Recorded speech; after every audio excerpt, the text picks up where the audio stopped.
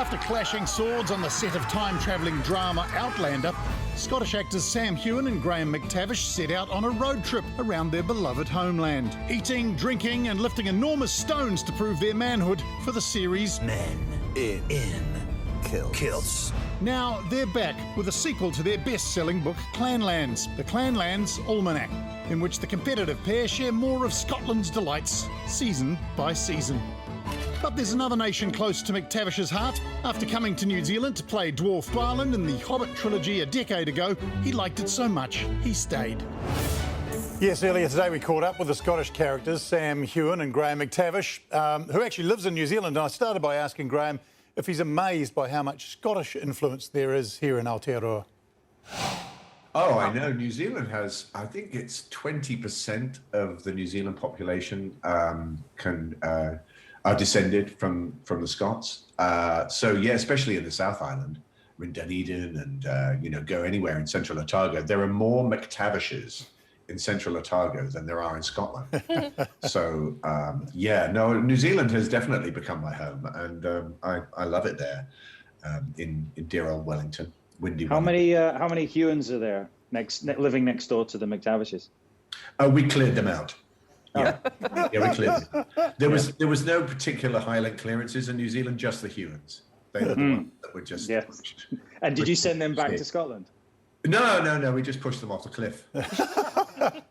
Speaking of feuds, in the book, you've got a battle of the month for each month. I mean, have you always known about all these clan rivalries growing up?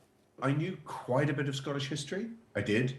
But I am truly amazed by the appetite for violence among the Scottish people over hundreds of years.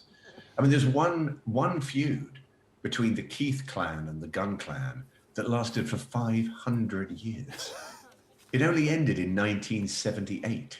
Wow. I mean, that's a grudge. Side note, do you think Scottish people get away with more because of how beautiful their accents are? Ooh. That's an interesting question. It is apparently an accent it is chosen by advertising because people trust them. Yes. I believe the Scottish accent. But I wonder which is more appealing, the New Zealand accent or the Scottish accent? Well, that's a very difficult. You do a good New Zealand accent, don't you? Well, all I can say is, New Zealand, yes, New Zealand. It's good. Welcome to New Zealand. That's about it. No, I could go on at length, but it all just gets.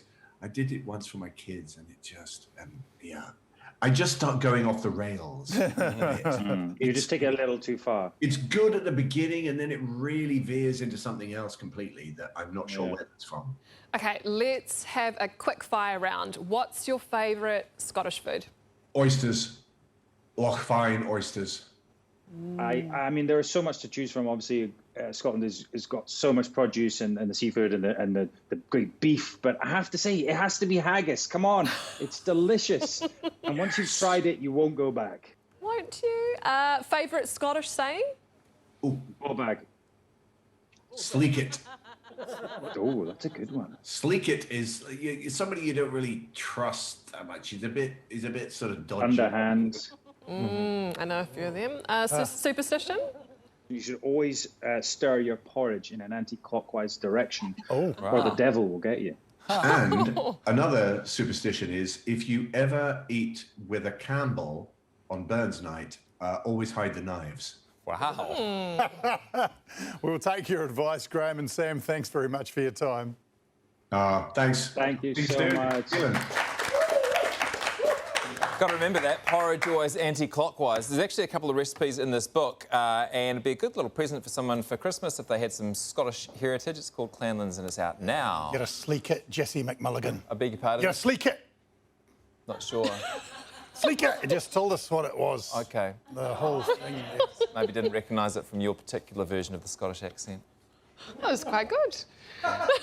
Thank you, Laura. Right, you're welcome.